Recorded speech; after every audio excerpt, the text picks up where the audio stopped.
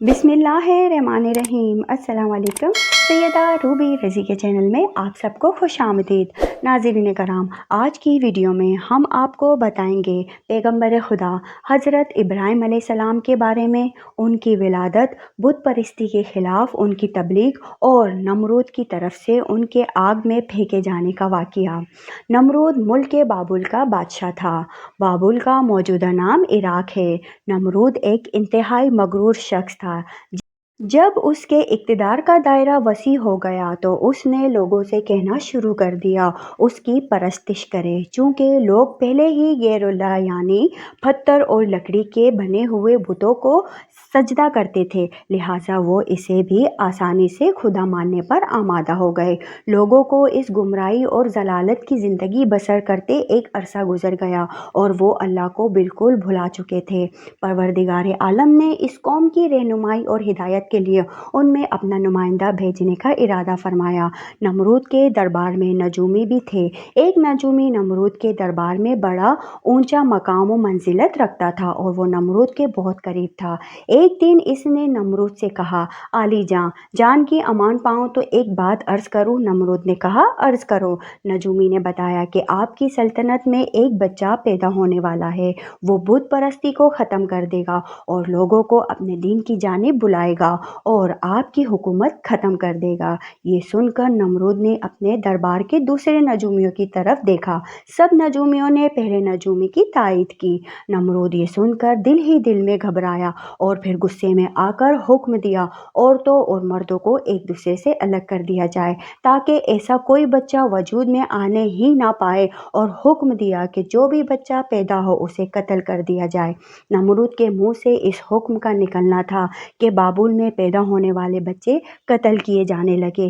कहते हैं कि नमरूद के हुक्म पर इस मरदूद के जल्लादों ने 1 लाख बच्चे कत्ल किए। नादान नमरूद ये समझता था कि इन हलकों से वो खुदा ताला के इरादे के आगे बंद बांध सकेगा। इसी मुल्क के बाबुल में एक खातून थी जिनका नाम तारिक ने नोना बताया है। नोना उस वक्त हामला थी, लेकिन उनके हमल के आसार को अल्लाह ताला ने छुपा दिया। जब उनके बच्चे की पैदाइश का वक्त आया तो वो नमरूद के कारिंदों के खौफ के मारे शहर से बाहर चली गई और वहाँ पहाड़ के एक गार में पनाह ले ली। उन्होंने अपने बच्चे को उसी गार में जन्म दिया और फिर बच्चे को लिटाकर खुदा से दुआ की, ए खुदा, मैं अपने जिगर के टुकड़े को इस गार में लिटाकर जा रही हूँ। इन जालिमों से तू ही इसको बचाना जो मासूमों के खून के प्यासे हैं। फिर उन्होंने बच्चे को बोसा दिया और गार के दहाने को पत्थरों से बंद करके शहर लौट गई। जब दूसरे दिन गार में अपने बच्चे को देखने आई, देखती है उनका बच्चा अंगूठा चूस रहा है। उस बच्चे के अंगूठे से दूध जारी था। ये बच्चा कोई और नहीं बल्कि हज़रत इब्राहीम अलैहिस्सलाम थे। खुदावंद ने इब्राहीम अलैहिस्सलाम के अंगूठे में दूध पैदा कर दिया था और यूं हज़रत इब्राहीम अलैहिस्सलाम को ग़िज़ा पहुंचती रहती। इस ग़िज़ा से हज़रत इब्राहीम अलैहिस्सलाम दिन में इतना बढ़ते थे जितना एक आम बच्चा महीने में बढ़ता है।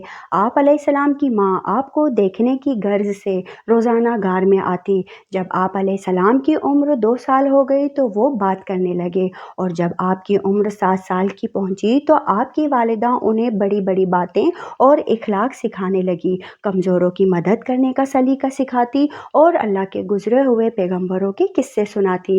मगर उन्हें क्या मालूम था कि वो जिस बच्चे को तालीम और तरबियत में लगी हुई है वो खुद एक पैगंबर है।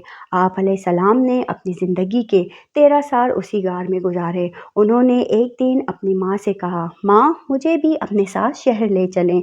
माँ ने जवाब दिया, बेटा, शहर में तुम्हारे लिए ख़तरा है। इसलिए हज़रत इब्राहीम अलैहिस्सलाम उस गार से रात को निकलकर शहर में दाखिल हुए।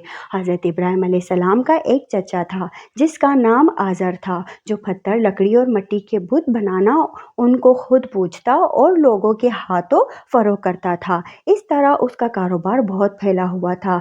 आज़र के बेटे भी बुत फरोशी किया करते थे। जब हज़रत इब्राहीम सलाम गार से निकलकर शहर में गए और अपने चचा अजर के पास पहुंचे तो चचा ने हज़रत इब्राहिम अलैहिस्सलाम को भी अपने बेटों के साथ बुत बेचने के लिए भेज दिया। हज़रत इब्राहिम अलैहिस्सलाम ने बुतों के गले में रस्सी बांधी और उन्हें ज़मीन पर घसीटते हुए ले गए, जिससे वो मिट्टी, कीचड़ और कूड़े करकट से आलूदा हो गए। फिर आवाज़ लगाई, ए लोगो, आओ और मुझसे वो बुत खरीदो जो बेजान हैं, अकल व होश से आ रही हैं और कोई नफ़ा या नुकसान नहीं पहुंचा सकते।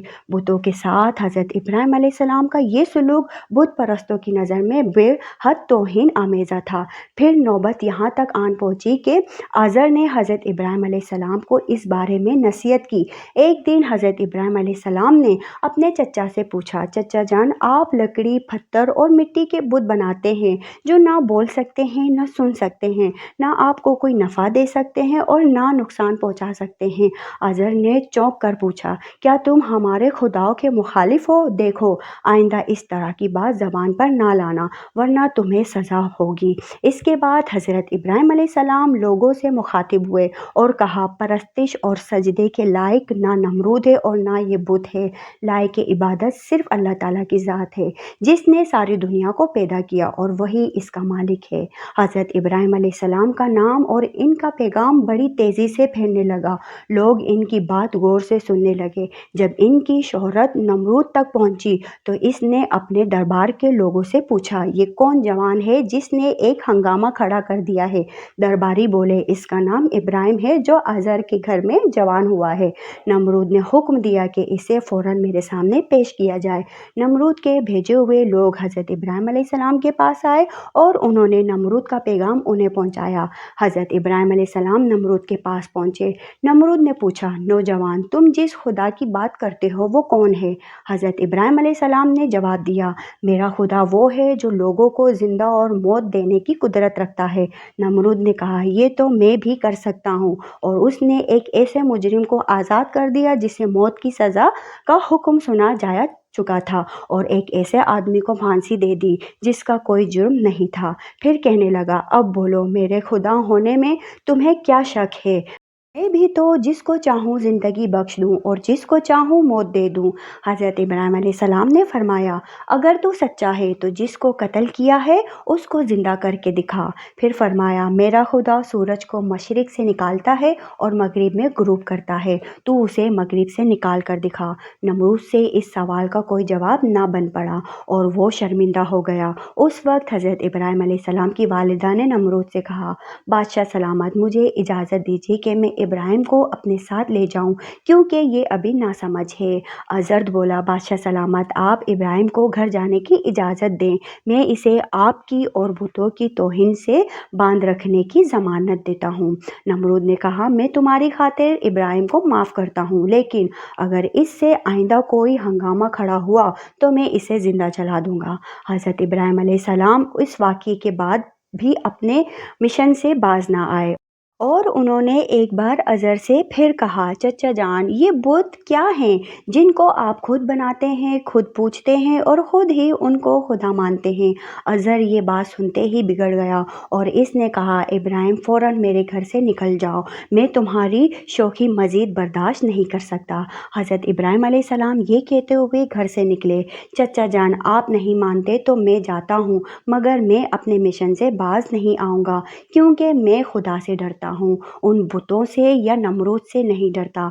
हज़रत इब्राहिम अलैहिस्सलाम ने अपने चचा के घर से अलग अपना कोई इंतज़ाम कर लिया और वहाँ से चले गए।